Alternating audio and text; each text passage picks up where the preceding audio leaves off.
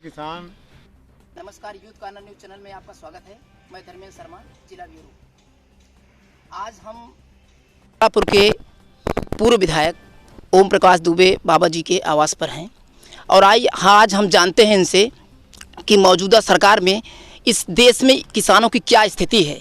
इसके बारे में हम चर्चा करेंगे पूर्व विधायक ओम प्रकाश दुबे जी से। आइए हम जानते हैं। आज की तारीख में गेहूं की फसल करीब एक बीते की हो गई है।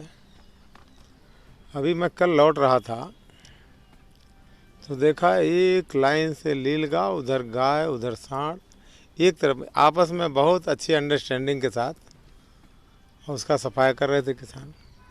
मुझे महसूस हुआ जिस तरीके से कोई आदमी अपने बच्चे को जब देखता है तो उसका कलेजा फूले नहीं समाता है, उसी तरह किसान जब अपनी लहलाती खेती को देखता है तो उसको भी बच्चे से ज़्यादा खुशी होती है, बहुत खुश होता है। लेकिन उसी जिस तरह अगर बच्चा ख़त्म हो जाए और किसान का खेत चर लिया जाए तो उससे बड़ा उसके लिए कोई मातम नहीं होता। आज इस सरकार में, इस सरकार की नीतियों की वजह से, मिस मैनेजमेंट की वजह से आज किसान की हालत बद से बदतर हो रही है और वो खून के आंसू पी रहा है। उसकी स्थिति मैंने किसी भी इतना लाचार उसको कर दिया गया है, न वो अपने खेतों से खुश है, न खेती से खुश है, न उपज से खुश है, और न तो कोई उसको सुनने वाला है। उसको हाथ फैला के कटोरा लेके भीख मांगने पे साल 2 साल में 3 महीने 6 महीने में 1000-2000 का लालच उसके अकाउंट में डाल करके उसको निहायत गरीब बनाया जा रहा, बेवकूफ़ बनाया जा रहा। शादी ब्याह, पढ़ाई लिखाई, कुछ न कुछ अपने बच्चों को स्टैंड करने के काम में आज उन्हीं के जानवर खुले घूम रहे हैं।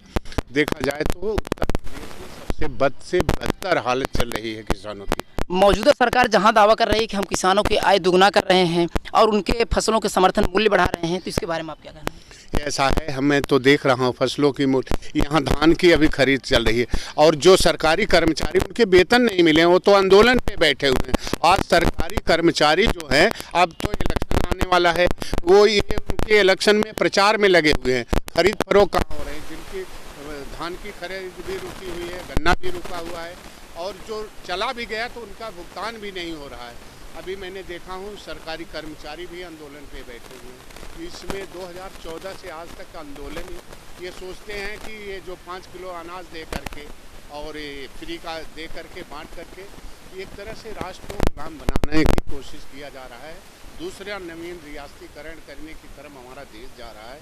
इसलिए उत्तर प्रदेश में अब एक ऐसी व्यवस्था लानी होगी जो समाजवादी परिवर्तन, जो हमारे माननीय लोहिया सरदार वल्लभ भाई महापुरुषों के जो विचारधारा थे, समाजवादी पार्टी ही नहीं, एक मिशन था परिवर्तन का, एक माध्यम, उस पे चल करके उत्तर प्रदेश में इस सरकार को यहाँ से राष्ट्र मुक्त करने के लिए किसानों ने ठान लिया है। अभी किसानों की मांग जब तक, क्योंकि किसान ही एक ऐसा है जो आंदोलन कर सकता है। हमारे किसान के बेटे जवान हुआ करते, जवान होने के बाद वो गुलामी में एक तरह से उनका लिखत पढ़त हो, वो कुछ नहीं, आंदोलन नहीं कर सकते। किसान ही एक ऐसा है जो अपने हक अधिकार और सबके हक अधिकार की आवाज़ उठाता है। सरकार जहां तक दावा कर रही है कि जो इस समय आंदोलन बैठे वो तो किसान है ही नहीं, तो इसके बारे में ऐसा है, उनको तो सिर्फ देश को बांटो और राज करो। उनको किसान मान लो पंजाब के किसान थे, उनको खालिस्तानी कह दो, और राजस्थान के किसान हैं, हरियाणा के, इनको किसान मानते। आखिर 1 साल 17 दिन, 12 महीने 17 दिन के बाद आखिर कैसे उनको किसानों की किसान नज़र आए और फिर जा कर के वो मानते हैं कि हमारी गलतियों का हमने कहीं न कहीं समझ नहीं पाया।